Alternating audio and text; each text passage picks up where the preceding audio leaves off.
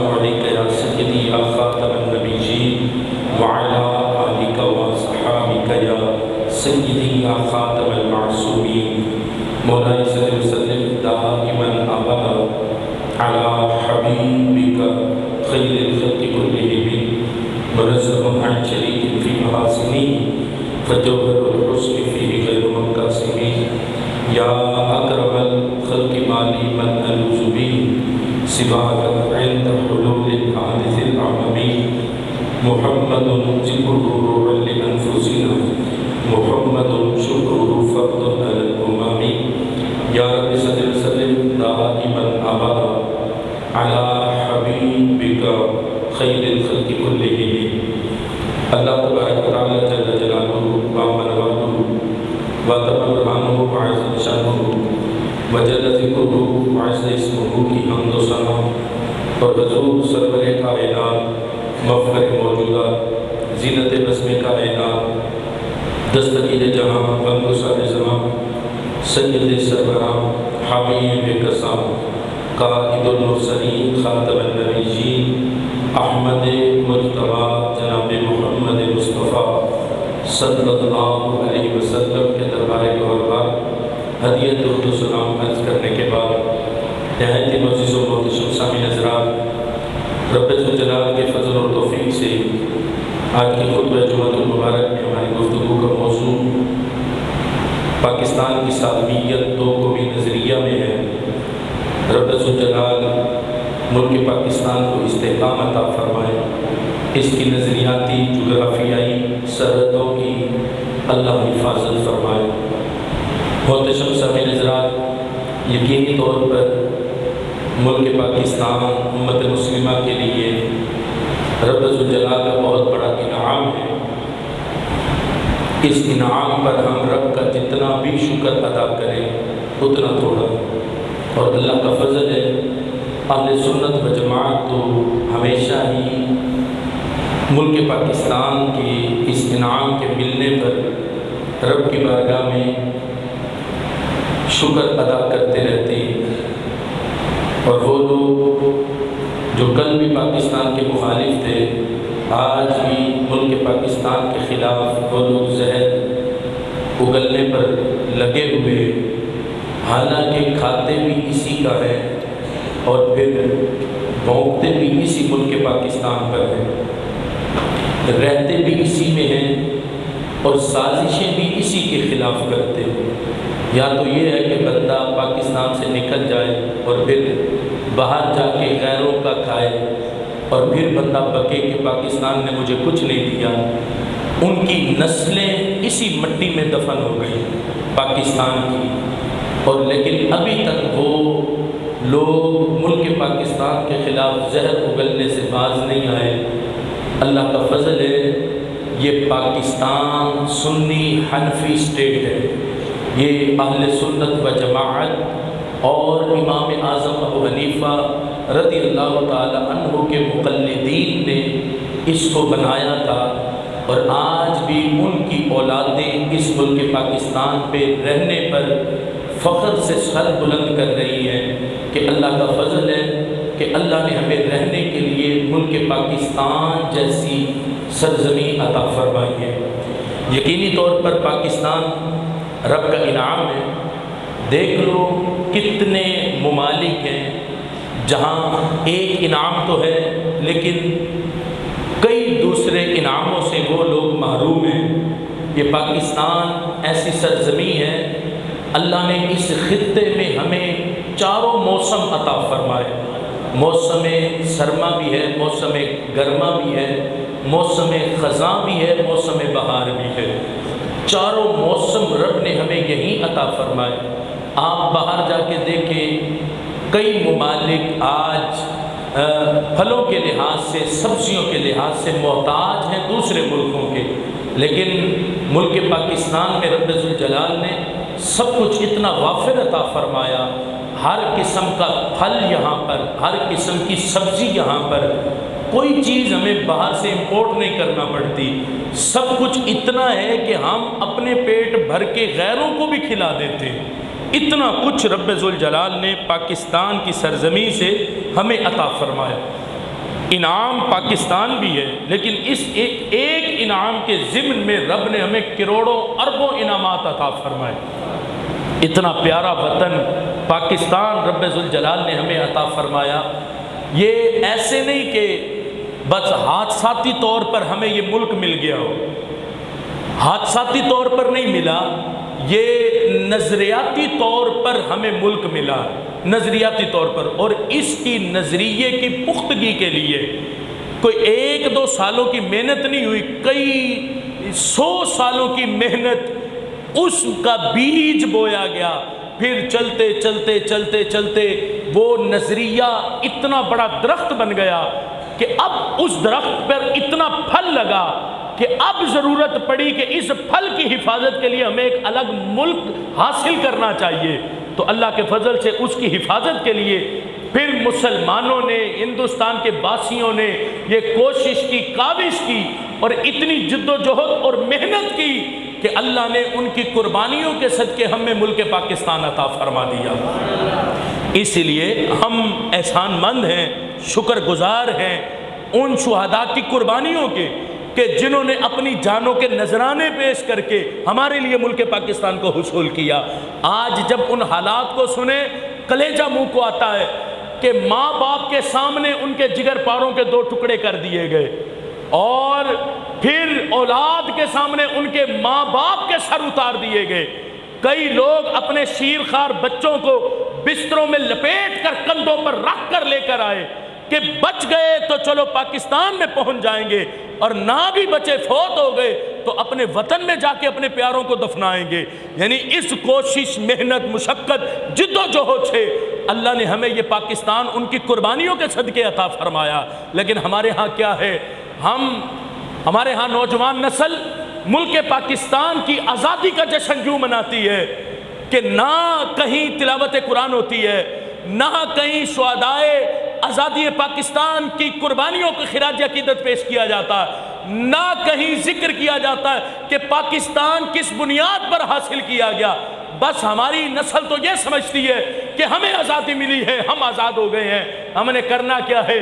ہم نے motor cycle کی بانسریاں نکالنی ہے، روڈوں پہ موٹر سائیکلیں بھگانی ہیں، ہم نے چوراہوں پر کھڑے ہو کے گانے لگا کے ہم نے ناچنا ہے، ہم نے انجوائے کرنا ہے۔ ملک پاکستان کی آزادی کا مقصد ہماری نوجوان نسل نے یہ سمجھا۔ ان نوجوان نسل کو پکڑ کر پوچھو تو صحیح، یہ بتاؤ پاکستان کا نظریہ کیا ہے، پاکستان کس نظریے کی بنیاد پر حاصل کیا گیا؟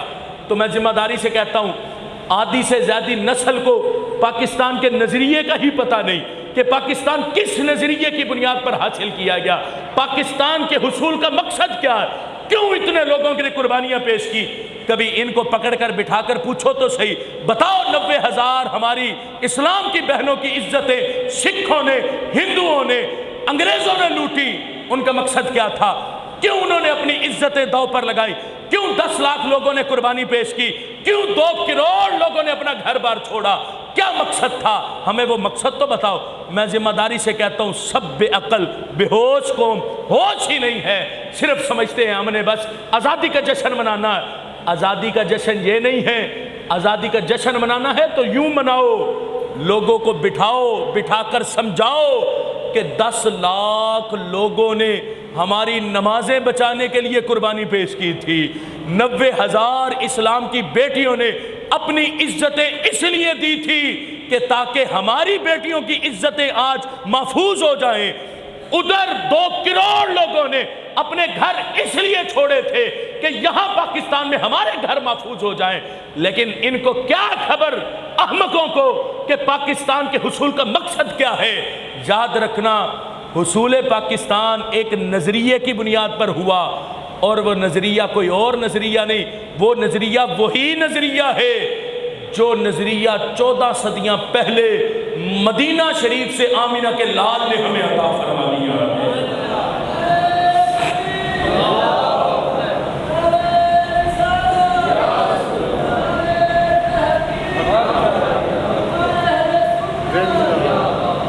اب دیکھو نا، یہ محمد علی جناح جیسے لوگوں نے تصور پاکستان سے مراد کو پیش کیا کہ تصور پاکستان سے مراد کیا ہے۔ مصور پاکستان کہا جاتا ہے نا علامہ اقبال کو، اور ان کے اس بنائی ہوئی تصویر کو جو عملی جامہ پہنایا وہ محمد علی جناح اور ان کے کندھوں کے ساتھ کندھے ملا کر کھڑے ہونے والے اہل سنت کے علماء، ان کی کوششوں اور کاوشوں سے رب نے ہمیں پاکستان عطا فرمایا۔ لاؤ نا اس قوم کو یہاں بٹھاؤ، ہم سمجھائیں کہ پاکستان کا مقصد کیا ہے، پاکستان بنا کیسے، کس کوششوں محنتوں مشقتوں سے پاکستان بنا، ہم اس قوم کو سمجھائیں کہ ملک پاکستان کے حصول کا مقصد کیا ہے۔ اب دیکھو محمد علی جناح جیسا بندہ جو سب سے پہلے پاکستان کا کیس لڑ رہا ہے، وہ بندہ بھی اپنی زبان سے کہتا ہے، محمد علی جناح نے کہا پاکستان اس دن وجود میں آ گیا تھا جب ہندوستان میں پہلا غیر مسلم مسلمان ہوا تھا۔ یہ ہے تصور پاکستان۔ کہاں راوی کے کنارے بیٹھے داتا علی حجویری، آج محمد علی جناح کی نگاہ دیکھ رہی ہے کہ پاکستان کا تصور کب پیش ہوا، کب پاکستان کا تصور وہ وجود میں آ گیا تھا۔ کہا جب ہندوستان میں پہلا غیر مسلم مسلمان ہوا تھا، یہ اسی زمانے کی بات ہے جب یہاں مسلمانوں کی حکومت بھی قائم نہیں ہوئی تھی، کہا کوئی بھی نہیں تھا۔ تو یہ محمد علی جناح نے کب کا جملہ بولا کہ جب پہلے غیر مسلم نے ہندوستان میں کلمہ پڑھا تھا، راوی کے کنارے بیٹھے داتا علی حجویری نے آ کے یہاں ہندوستان برے صغیر میں اسلام کا بیج بویا تھا۔ انہوں نے آ کر پہلے شخص کو کلمہ پڑھایا تھا، پھر ان کے قدموں میں بیٹھ کر 40 دن جب حضرت خواجہ غریب نواز اٹھے تھے تو فیض کتنا ملے تھا، جدھر نگاہ اٹھاتے تھے لوگوں کی زبانوں پہ کلمہ جاری ہو جاتا تھا۔ یہ چلتے پھرتے ٹو نیشن تھیوری، دو قومی نظریے کو پیدا کرنے والے لوگ تھے، جنہوں نے چلتے پھرتے لوگوں کے دلوں میں تصور پاکستان کا حقیقی نقشہ جمایا اور کلمہ پڑھا کے اسلام کی صفوں میں مسلمانوں کو شامل کیا۔ یہاں تو ابھی پاکستان کے وجود کی بات ہی کوئی نہیں، یہاں تو اسلامی حکومت ہی کوئی نہیں، بس داتا علی حجویری آئے ہیں، راوی کے کنارے بیٹھے ہیں، مسلمانوں کو کلمہ پڑھایا ہے، اور پھر ان کے قدموں میں بیٹھ کر فیض لے کر جب خواجہ غریب نواز اٹھے، گنج بخشے فیض عالم، مظہر نور خدا، ناکسارا پیر کامل کامل آرا رہنما، اتنا فیض پایا کہ ان کی نگاہ نازنی جس پر پڑ جاتی تھی لوگوں کی زبانوں پر خود ہی دو قومی نظریہ سمجھ کر کلمہ جاری ہو جایا کرتا تھا کہ ہم نے سمجھ جانا ہے کہ یہاں برے صغیر میں رہنے والا ہندو اور ہے، ہم اور ہیں، ہندو کے ہم ساتھ کبھی نہیں رہ سکتے کیونکہ ان کا طرز زندگی اور ہے، ہمارا طرز زندگی اور ہے۔ یہ محمد علی جناح نے سمجھا کہ جب سے پہلا شخص مسلمان ہوا تھا برے صغیر میں، پاکستان اسی دن وجود میں آ گیا تھا، لیکن اس کو عملی جامہ پہناتے پہناتے دیکھو کتنی صدیاں لگ گئیں، کتنی صدیاں۔ یہ اتنی صدیوں کی مشقت ہے مسلمانوں کی برے صغیر کے اندر۔ ہم سمجھے گے شاید آل انڈیا سنی بنارس کانفرنس اور 2-4 کانفرنسیں ہوئی اور بس پاکستان وجود میں آ گیا، نہیں، اس کے پیچھے صدیوں کی جد و جہد ہے، صدیوں کی جد و جہد۔ ہمارے اکابرین، پوری تاریخ اٹھا کے دیکھو برے صغیر کی، ہمارے اکابرین، میں کہتا ہوں دیوبند ہو، غیر مقلدیت ہو، شیعیت ہو، جب حضرت داتا علی حجویری دو قومی نظریے کی بنیاد برے صغیر میں رکھ رہے تھے، اس وقت یہ بھی اپنا کوئی بندہ دکھا دیں برے صغیر میں جو لوگوں کو کلمہ پڑھا رہا ہو، جو لوگوں کو اسلام کی چھتری کے نیچے لا رہا ہو، کوئی نہیں ہے۔ اللہ کے فضل سے اس وقت بھی سنی جھنڈا بلند تھا اور حضرت داتا علی حجویری نے وہ جھنڈا بلند کیا ہوا تھا۔ کوئی ایک بندہ تو دکھائیں اپنا کہ کسی نے آ کر کوئی کام کیا ہو، کوئی کردار ادا کیا ہو۔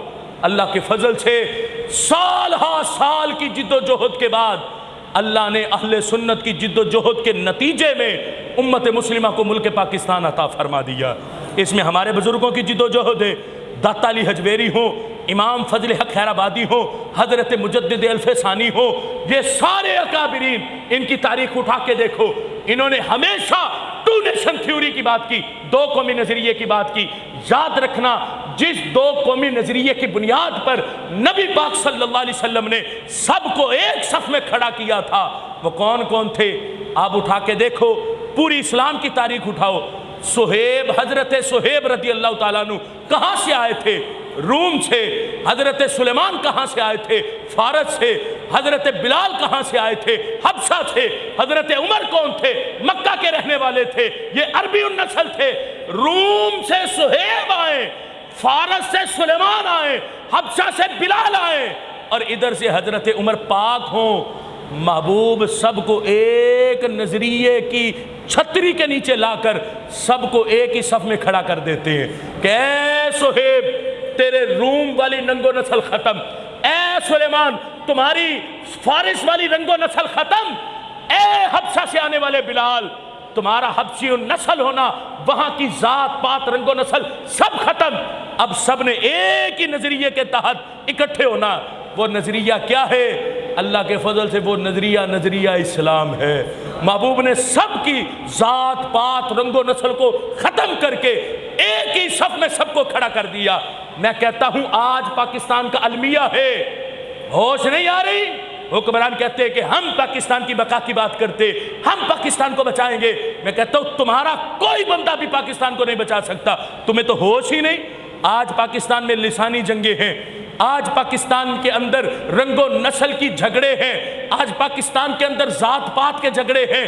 جب تک مسلمان پاکستان کے ذات پات رنگ و نسل بولی کے اختلافات مٹا کر حضرت صہیب، حضرت سلیمان اور حضرت بلال اور حضرت عمر کی طرح ایک صف میں نہیں کھڑے ہو سکتے، اس وقت تک پاکستان کی سالمیت کی بات نہیں ہو سکتی۔ اس لیے نظریہ اسلام کی چھتری کے نیچے سب کو آنا پڑے گا۔ آج بلوچی پٹھان کا سر اتارتا ہے، پٹھان سندھی کے خلاف ہے، سندھی پنجابی کے خلاف ہے، پنجابی آگے سرائکی کے خلاف ہے۔ یہ حالت ہے اس وقت ہماری، تو بتاؤ پاکستان کی سالمیت کی بات کیا کریں گے؟ کیا محمد علی جناح نے ہمیں لسانی جھگڑوں کی وجہ سے پاکستان لے کر دیا تھا؟ اگر اس وقت لسانی جھگڑے ہوتے تو اس پورے خطے کا نام پاکستان نہ ہوتا، پورے خطے کا نام پاکستان نہ ہوتا۔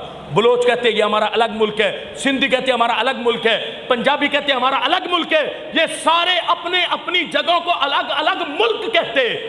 لیکن محمد علی جناح نے ایسا نہیں کیا، ہمارے اکابرین نے ایسا نہیں کیا۔ انہوں نے کہا ذات پات رنگ و نسل کی تو اسلام میں بات ہی کوئی نہیں، کیونکہ میرے محبوب نے فرما دیا تھا کسی گورے کو کالے پر، کسی کارے کو گورے پر کوئی فوقیت نہیں، کسی اجمی کو عربی پر، کسی اجمی کو عربی پر کوئی فوقیت نہیں۔ اب جس نے آنا ہے نظریہ اسلام کی صف میں کھڑا ہو جانا ہے۔ اس لیے جب تک ہم ذات پات رنگ و نسل، یہ بلوچی ہے، یہ سندھی ہے، یہ پٹھان ہے، یہ پنجابی ہے، یہ سرائکی ہے، اس لسانی جھگڑوں سے باہر نہیں نکلیں گے، بتاؤ پاکستان کی سالمیت کی بات کیسے کر پائیں گے؟ ہم ایک نظریے والے، اور وہ نظریہ کیا؟ وہ نظریہ اسلام ہے جس کی بنیاد پر پاکستان کو حاصل کیا گیا۔ آج ہم اس نظریے کو بھلا بیٹھے تو پاکستان کی سالمیت کی بات کیسے کر سکتے؟ اس لیے امت مسلمہ اور پاکستان کے فرزندوں حقیقت حال کو سمجھو۔ ٹو نیشن تھیوری، اس کو غیروں نے پہلے بھی نہیں سمجھا تھا اور اب بھی نہیں سمجھا۔ دیکھو نا، اس وقت بھی حسین احمد مدنی جیسا بندہ کہہ رہا تھا، وہ کہہ رہا تھا کہ تم وطن کے دو ٹکڑے کرنا چاہتے ہو کہ ایک ہندوستان بن جائے، ایک پاکستان بن جائے، وطن کے دو ٹکڑے کرنا چاہتے ہو، اس طرح تو ملت کمزور ہو جائے گی۔ یہ حسین احمد مدنی کہتا تھا اس طرح تو ملت کمزور ہو جائے گی۔ وہ کہتے تھے ملت از وطن است، ملت وطن سے بنتی۔ یہ ان لوگوں کا نظریہ تھا جو کہتے تھے کہ ملت وطن سے بنتی۔ یہ حسین احمد مدنی اس وقت یہ بات کر رہا تھا اور کہہ رہا تھا کہ مت وطن کو دو ٹکڑے کرو ورنہ طاقت باقی نہیں رہے گی، سب کچھ کمزور ہو جائے گا، سب ختم ہو جائے گا۔ اس لیے ہم ایک ہی ملت بن کے یہیں رہنا پسند کرتے ہیں، ہم یہاں سے نہیں جائیں گے، ہم یہیں ہندو کے ساتھ اتحاد کر کے یہیں رہیں گے کیونکہ ملت وطن سے بنتی ہے۔ علامہ اقبال نے حسین احمد مدنی کے منہ پہ تماچا مارا تھا، کہا سرود برسر ممبر کے ملت از وطن است، چے بے خبر است مقام محمد عربی است۔ کہا حسین احمد مدنی تم ممبروں پر چڑھ کر یہ بات کرتا کہ ملت وطن سے بنتی ہے؟ تو مقام محمد سے ہی غافل ہے، تجھے تو ہوش ہی نہیں۔ اقبال نے کہا حسین احمد مدنی ہوش کر، ملت وطن سے نہیں بنتی، ملت و نسبت رسول سے بنتی ہے۔ ملت تو نظریے سے بنتی ہے، جب نظریہ ہی کوئی نہ ہو تو ملت کہاں سے بنے گی؟ اس لیے یہ ان لوگوں کے ان جملوں کے خلاف، وہ جس کو روشن خیال کہتے ہیں لوگ، کہ اقبال بڑا روشن خیال تھا، کہاں روشن خیال تھا؟ اقبال کو پڑھ کے تو دیکھو، تمہیں پتہ چلے کہ اقبال کے دل میں اسلام کا درد کتنا تھا، وہ کتنا دین اسلام سے محبت کرنے والا شخص تھا۔ اس لیے اس حقیقت حال کو دیکھو، ان کو تو اقبال جیسا بندہ تماچے مار کے سمجھا رہا کہ ہوش کر حسین احمد مدنی، کس جہالت کی تو دنیا میں رہتا ہے، تو کہتا ہے ملت وطن سے بنتی؟ کہا ملت وطن سے نہیں، ملت تو نظریے سے بنتی۔ ان کو تو نظریے کا ہوش ہی نہیں تھا۔ ان کے ہاں نظریہ کیا ہے؟ نہ اس وقت ان لوگوں کے ہاں تھا، نہ آج ان کی اولاد جو پاکستان میں رہتی، نہ ان کے ہاں کوئی نظریہ ہے۔ اب دیکھ لو، حسین احمد مدنی کا پوتا محمود مدنی، جو آج بھی پاکستان کے خلاف زہر اگل رہا، آج بھی پاکستان کے خلاف زہر اگلنے پر وہ باز نہیں آتا، محمود مدنی، اس کے حالات دیکھیں، اس کے کالمز دیکھیں، اس کی پریس کانفرنسیں دیکھیں، آج بھی وہ پاکستان کے خلاف بکنے پر باز نہیں آتے۔ میں کہتا ہوں کتنے بدبخت ہو، رہتے پاکستان میں ہو، کھاتے پاکستان کا ہو، تمہارے بڑوں کو مرنے کے بعد رہنے کے لیے جگہ پاکستان نے دی، اور پھر بھی تم پاکستان کے خلاف بکتے ہو، تمہیں شرم نہیں آتی؟ وہ بڑے سے لے کے آج تک وہ لوگ پاکستان کے خلاف زہر اگل رہے۔ میں کہتا ہوں حکومت وقت کو ان کے بڑوں سے لے کے آج کی نسل تک سب کے حالات دیکھنے چاہیے۔ کون تھا جو کل پاکستان کا نام لے رہا تھا؟ کون تھا جو کل پاکستان کی مخالفت کی بات کر رہا تھا؟ کون تھا جو کل پاکستان کے خلاف نعرے لگا رہا تھا؟ کون تھا جو کل بھی پاکستان کی حمایت کے نعرے لگاتا تھا اور آج بھی پاکستان کی حمایت کے نعرے لگاتا ہے؟ جب اس دور میں لوگ پاکستان کے خلاف نعرے لگاتے تھے تو ہندوستان کی تاریک فضاؤں میں اللہ کے فضل سے ہمارے نعرے بھی بلند ہوتے تھے، اور اہل سنت کے نعرے، وہ لوگ جو کہتے تھے کہ پاکستان کی پے بھی نہیں بنے گی، اور ہمارے اہل سنت نعرے کیا لگاتے تھے؟ ہم کہتے تھے آنکھ کا نور دل کا سرور پاکستان، جان سے پیارا آنکھ کا تارا پاکستان۔ یہ نعرے اس وقت اہل سنت کی زبانوں پہ ہوتے تھے۔ میرے ساتھ مل کے نعرہ لگاؤ نا، آنکھ کا نور، سارے بولو نا، آنکھ کا نور دل کا سرور، جان سے پیارا آنکھ کا تارا۔ یہ نعرہ اس وقت بھی اہل سنت کی زبان پہ ہوتا تھا۔ ہمارے بڑے بھی پاکستان سے پیار کرتے تھے، اور اللہ کے فضل سے آج ہم ان کی اولادیں، ہم بھی پاکستان کی عظمتوں کا جھنڈا ہاتھ میں لے کر عظمت پاکستان کا نعرہ لگا رہے ہیں۔ اس لیے یہ پاکستان کے کل مخالفین، آج ان کی اولادیں بھی پاکستان کے خلاف زہر اگل رہی، لیکن یہ لوگ جو کہتے ہیں کہ نہیں نہیں ہم پاکستان کی حفاظت کریں گے، ہم پاکستان کو بچائیں گے، جب تک قرآنی نظریہ سامنے نہیں رکھتے جس کی بنیاد پہ پاکستان بنا، یہ پاکستان کو کبھی کی بچا نہیں سکتے۔ یہ لوگ، پاکستان بچے گا، ختم نہیں ہوگا، کیونکہ یہ مدینہ شریف کا عکس جمیل ہے۔ اس کو ختم کرنے والے ختم ہو گئے، لیکن اللہ کا فضل ہے پاکستان کا آج بھی نام زندہ ہوتا بندہ ہے۔ یہ قوم بڑی ہمت والی ہے، پاکستان کی قوم بڑی ہمت والی۔ جتنے ظلم و ستم کے پہاڑ پاکستان پر ٹوٹ رہے، اتنے کسی اور قوم پر ٹوٹتے تو وہ قوم کب سے مر گئی ہوتی، انہوں نے ہاتھ کھڑے کر دیے ہوتے، نہیں ہمارے اصحاب جواب دے گئے، ہم کچھ نہیں کر سکتے۔ لیکن کتنی باہمت قوم ہے، ایک آتا ہے ظلم کے پہاڑ ڈھاتا ہے، وہ پہاڑ ڈھا کے نکل جاتا ہے، دوسرا آ کے اس سے بڑے پہاڑ ڈھاتا ہے، لیکن یہ پھر اس کے ظلم کے پہاڑوں کو بھی، اس کے بوجھ کو بھی برداشت کرتے ہیں، اور بڑے کھندا پیشانی اور سینہ تان کے برداشت کرتے ہیں۔ دیکھو نا، وہ پی ٹی آئی والوں نے 3.5 سال کتنے ظلم کیے مسلمانوں پر، کتنے ظلم کیے، وہ چلے گئے، یہ آگے پیچھے سے دوبارہ پہلے کی طرح لوٹنے والے۔ انہوں نے آ کے پھر مسلمانوں پر، پاکستان کے مسلمانوں پر ظلم کے پہاڑ توڑ دیے. کتنے ٹوٹے. بجلی کے بلوں کی حالت دیکھیں، پاکستان کے حالات دیکھیں، سبزی دیکھیں کتنی مہنگی، حالات دیکھیں پاکستان کے کیسے. لیکن اللہ کا فضل ہے، کوئی احتجاج نہیں، کوئی روڈ بند نہیں، کوئی میں نے جمعے پہ نہیں کہا کہ اس جمعے ہم جمعے کی نماز کے بعد ریلی نکالیں گے، بجلی کے بل بڑے آ گئے، مہنگائی بڑی ہو گئی. لیکن کتنی مضبوط قوم ہے. ہم بجلی کے مہنگے بلوں کے خلاف نہیں نکلے، لیکن جب بات آئی محبوب کی ختم نبوت کی تو اللہ کے فضل سے ہم سارے اپنی مسجدوں سے باہر نکلے، اپنے گھروں سے باہر نکلے. اس کا مطلب پاکستان کے باسیوں کا مسئلہ روٹی کپڑا اور مکان نہیں ہے. پاکستان کے باسیوں کا مسئلہ عقیدہ ختم نبوت کا تحفظ اور سرکار کی عزت رسول کا تحفظ ہے. اس لیے اس حقیقت حال کو سمجھو، یہ قوم بڑی سکون اور چین والی، تم اس سے بھی بڑا ظلم کر لو. اور یہ بات میری ذہن میں رکھنا، ہم آس امید لگا کے بیٹھے ہیں نا. پہلے وہ عمران خان تھا، 3.5 سال اس نے ظلم کیے. جب اس کو نکالا گیا تو ہم خوش تھے کہ اب شاید اور آئے ہیں، یہ ہمارے ساتھ کوئی اچھا برتاؤ کریں گے.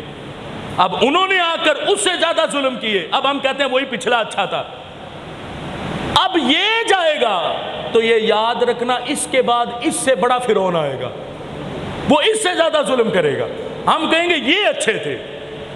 کیوں؟ جب تک ہم نظریہ پاکستان کی حقیقت کو سامنے نہیں رکھتے، ہم اپنے نظریے کی حفاظت نہیں کرتے، اس وقت تک یہ لوگ ہم پر مسلط ہوتے رہیں گے اور اس سے بڑے فرعون آتے رہیں گے.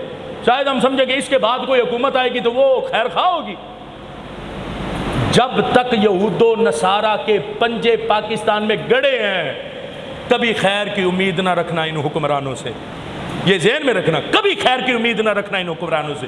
یہ تو سارے یہود و نصارہ کے ہاتھ میں کھیل رہے اور تگنی کا ناچ نکوا رہے ہیں انسانوں کو یہود و نصارہ، اور وہ اپنے گھروں میں بیٹھ کے بڑے خوش ہوتے ہیں کہ دیکھو ہم نے مسلمانوں پر کیسے ظلم ڈھائے، کیسے ہم نے ان کو پریشان کیا، کتنی سختیاں کی مسلمانوں پر. یاد رکھنا قرآن مجید فرقان حمید کے اس مقام کو بھی کہ رب ذوالجلال نے قرآن مجید فرقان حمید میں ہمیں پہلے فرمایا ان تمسسکم حسنۃ تسؤہم. اللہ فرماتا ہے کہ اگر مسلمانوں تمہیں کوئی فائدہ پہنچے تو ان کو برا لگتا ہے. یہود و نصارہ کو تکلیف ہوتی ہے جب مسلمان خوشحال ہوتے ہیں. فرمایا وَإِن تُصِبْكُمْ سَيِّئَةٌ يَفْرَحُوا بِهَا، اور جب تمہیں کوئی مصیبت پہنچ دیا تو وہ بڑے خوش ہوتے ہیں. ہمیں آسانی میں دیکھ کر انہیں تکلیف ہوتی ہے، ہمیں مصیبت میں دیکھ کر وہ لوگ خوش ہوتے ہیں.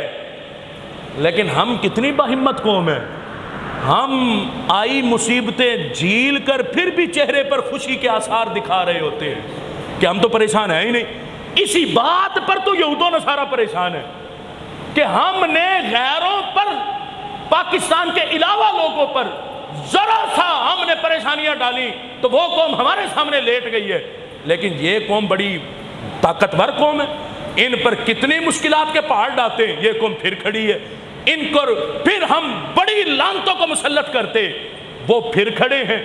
اب یہ سارا کچھ کون کرا رہا؟ یہ غیر کرا رہے تاکہ یہ اور پیچھے مصیبتوں میں ہم خوش ہوں. لیکن اللہ کا فضل سے جتنی بھی مصیبتیں آ جائیں، جب تک مدینے والے آقا کی محبت ہمارے دل میں ہے، ہمیں کوئی مصیبت لگتی نہیں ہے. کیونکہ ہمیں یاد ہے وہ احد کا منظر، جب نبی پاک صلی اللہ علیہ وسلم احد کے میدان سے واپس جا رہے تھے تو ادھر مدینہ شریف میں ایک عورت کو خبر ملی تھی تیرے شوہر شہید ہو گئے، تیرے ابا جی شہید ہو گئے، تیرے بھائی شہید ہو گئے.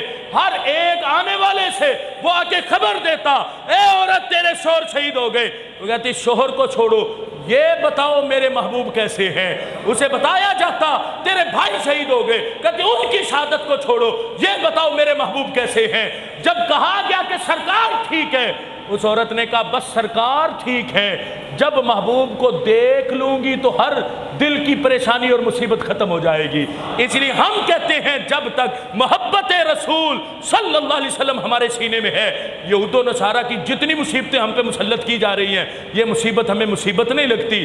کیونکہ سرکار کی محبت جو ہمارے سینے میں ہے، اور سرکار کی محبت یہ ایسی شان رکھتی ہے کہ میں کہتا ہوں محبوب کا نام وہ ہے جو کسی مصیبت کی تکلیف بچانا بھی ہم نے ہے، اس کو چلانا بھی ہم نے ہے، ورنہ یہ جتنے حکمران ہیں یہ سارے یہود و نصارہ کے ایجنٹ ہیں، ان سے کبھی خیر کی امید نہ رکھنا، اور یہ بھی امید نہ رکھنا کہ شاید اس کے بعد کوئی اب بعد والا آنے والا وہ ہمارا خیر خواہ ہو جائے گا، نہیں ہوگا، کیونکہ ہم نے اس کے لیے جد و جہد کی نہیں، ہم نے اس کے لیے کوشش کی نہیں۔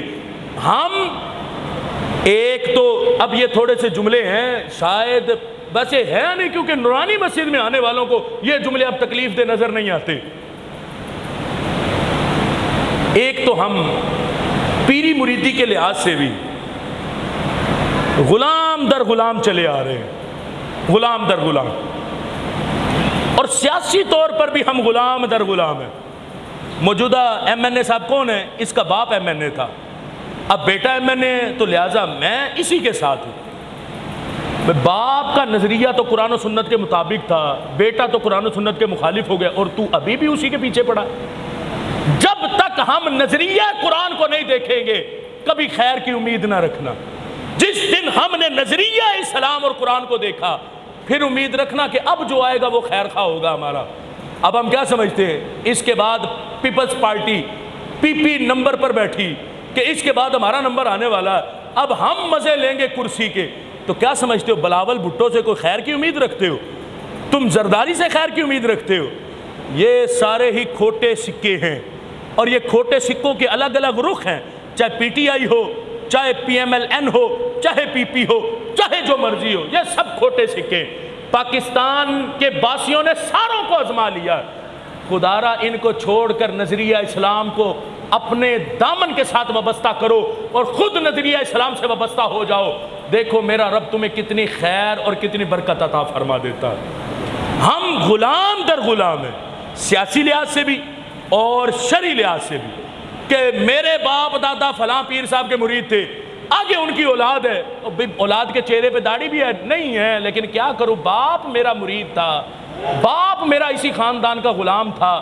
چاہے اب دیکھو نا، جو حضرت سلطان بہو رحمۃ اللہ تعالیٰ علیہ سے آج کے خانوادوں سے وابستہ ہو، معذرت نہیں کروں گا ان سے، ان کو توجہ دلاؤں گا۔ آج اگر سلطان بہو رحمۃ اللہ تعالیٰ علیہ کا سجادہ نشین کتے پالیں، شیر پالیں، گھوڑے پالیں، مدارس دینیہ بلوں کے بجلی کے بلوں کے لیے پریشان ہو جائیں، تو بتاؤ پھر ہماری قوم کدھر جا رہی ہے؟ ہم کدھر جا رہے ہیں؟ آج وہ ٹک ٹاکر مشہور ہو، آج وہ شیروں کو اپنے پاس بٹھا کر شیر پالنے والے ہو، مریدوں کی کمائی سے شیر پالے جا رہے، مریدوں کی کمائی سے کتے پالے جا رہے، مریدوں کی کمائی سے اعلیٰ نسل کے گھوڑے پالے جا رہے، مریدوں کی کمائی سے وہ گاڑیاں بھگائی جا رہی ہیں۔ پوچھو دین کی کون سی خدمت ہے پیر صاحب کی؟ پیر صاحب کے پاس وقت نہیں ہے دین کی خدمت کے لیے، شرم آنی چاہیے تمہیں۔ حضرت سلطان بہو کے قدموں کی گرد راہ پر بھی ہماری جانیں قربان ہیں، لیکن بعد میں آنے والوں کو ہمیں دیکھنا پڑے گا کہ ہم کس رستے پر چل پڑے۔ ہمیں آج اپنے رستے کا تعین کرنا پڑے گا۔ مدارس دینیہ نے ہمارا ایمان بچانا ہے، نہ کہ ان موجودہ گدی نشینوں نے ہمارا ایمان بچانا ہے۔ جن کے اپنے ایمان داؤ پہ لگے وہ ہمارا ایمان کیسے بچائیں گے؟ جن کو خود ہوش نہیں ہے کہ عورت غیر محرم اور محرم کے ساتھ رشتہ کیسے نبھایا جاتا ہے، جس کو یہ ہوش نہ ہو، جن سجادہ نشینوں کو قرآن کی آیات پڑھنی نہ آئے، تو آج ہم ان کے غلام بن کے زندگی گزارے۔ بچاؤ اپنے ایمانوں کو۔ آج یہ ضربیں تکلیف دیتی ہیں لوگوں کو، لیکن میں کہتا ہوں دیتی ہیں تو دیتی رہیں، تم اپنے حالات بدلو، تم اپنے کردار بدلو، تم اپنے بڑوں جیسا کردار نبھاؤ۔ کوئی ایک صفحہ دکھا دو حضرت سلطان بہو کی سیرت کا کہ جس میں لکھا ہو کہ انہوں نے کتے پالے ہیں، انہوں نے شیر پالے، انہوں نے گھوڑے پالے ہیں۔ ورنہ میں تمہیں دکھاتا ہوں کہ کوئی بھی غریب آ جاتا تھا، آپ خود گیڑی کھیتی باڑی کرتے تھے، جو اناج آتا تھا آپ خود کھڑے ہو کر اپنے کندھوں پر اٹھا کر غریبوں کے گھروں میں اناج پہنچا کے آتے تھے۔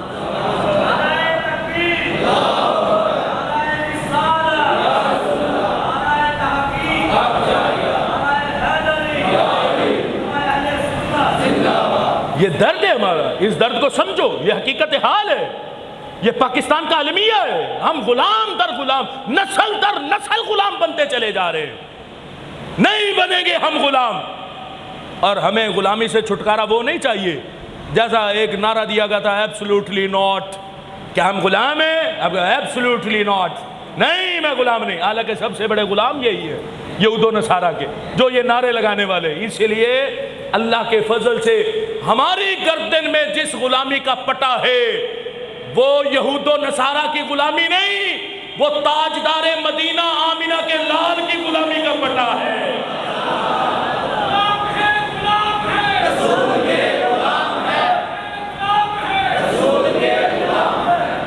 اسی لیے حقیقت حال کو سمجھو، اس غلامی سے ہم باہر نکلیں اور نظریہ اسلام اور نظریہ قرآن کی طرف لوٹیں، ورنہ اس سے بعد میں آنے والوں سے کوئی خیر کی امید نہ رکھنا. اللہ ملک پاکستان کو استحکام عطا فرمائے. لوگ تو کہتے ہیں زبانوں پر بھی نام نہ ہو پاکستان کا. میں کہتا ہوں نقش ہے جو دل پر وہ تحریر پاکستان ہے. تم تو کہتے ہو زبانوں سے مٹے، پاکستان کا نام ہمارے دلوں پر نقش ہے. نقش ہے جو دل پر وہ تحریر پاکستان ہے. جذبہ الفت کی ایک تاثیر پاکستان ہے. کون تسخیر کر سکتا ہے اب ارض عشق کو، مصطفیٰ کے نام کی جاگیر پاکستان ہے. صبح قیامت تک ملک پاکستان کا نام چمکتا رہے گا. پاکستان کے مخالفین کو قدموں کے نیچے روند کے نعرہ لگاتے ہیں، پاکستان پاکستان پاکستان. وہ چاہے کوئی بلوچ ہو جو پاکستان کے خلاف ہو، کوئی سندھی ہو جو پاکستان کے خلاف ہو، کہ تو کھاتے پاکستان کا ہو، رہتے پاکستان میں ہو، بکتے بھی پاکستان کے خلاف ہو. تمہیں شرم نہیں آتی؟ نکل جاؤ ہمارا ملک چھوڑ کے. یہ پورا قرائے ارض، یہ ملک پاکستان یہ ہمارا ہے. اللہ کے فضل سے اہل سنت کے اکابرین نے اس کو بنایا تھا، اور کسی کو ہم میلی آنکھ سے ملک پاکستان کی طرف نہیں دیکھنے دیں گے. اللہ اس پاکستان کو صبح قیامت تک آباد و شاد رکھے، اور جتنے اس کے مخالفین ہیں رب ذوالجلال سب کو ذلت و رسوائی سے ہمکنار کرے، اور قیامت تک میرے پاکستان کا نام چمکتا و دمکتا رہے.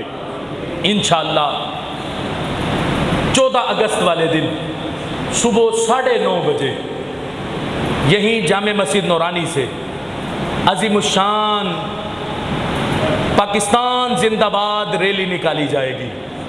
صبح 9:30 بجے 14 اگست والے دن. سارے احباب حاضر ہو گے نا انشاءاللہ؟ چھٹی ہے، پاکستان سے وفا کرنے کے لیے ہم نے حاضر ہونا. انشاءاللہ یہاں سے چلتے ہوئے دولت گیٹ چوک تک اگر آپ کی بدن پر تھکاوٹ نہ ظاہر ہوئی تو پھر انشاءاللہ حسینہ گئی چوک تک اس کا اختتام کریں گے. پاکستان کے نعرے لگاتے ہوئے، پاکستان کے مخالفین کو قدموں کے نیچے روندتے ہوئے پاکستان زندہ باد کے نعرے لگاتے چلیں گے. صبح 9:30 بجے انشاءاللہ جامع مسجد نورانی سے عظیم الشان پاکستان زندہ باد ریلی نکالی جائے گی. سب احباب کو اس میں دعوت پیش کر رہا ہوں، اور آپ سب